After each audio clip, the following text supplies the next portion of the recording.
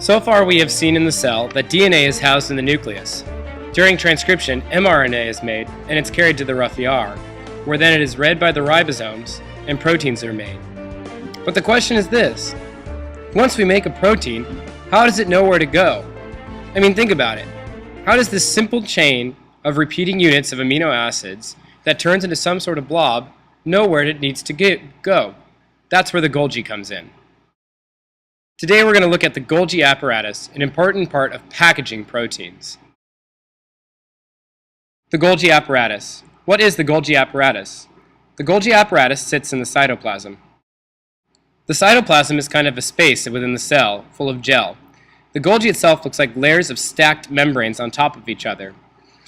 This stacked membrane gives it its function of packaging proteins and delivering them. Once proteins are made in the rough ER, they need to be sent to specific locations. Sometimes they are sent out of the cell, for example, hormones. The Golgi acts to package these proteins into groups called vesicles. Vesicles are globs of lipids that contain within them protein particles. You can see here by the little balls being carried off from the Golgi. A vesicle is a lipid package that carries proteins throughout the cell. Vesicles, while small, contain hundreds of proteins that are meant to go to a specific area. If we were to look at them, it is a two-lipid layer with the inside containing proteins. We will see later how these are transferred throughout the cell.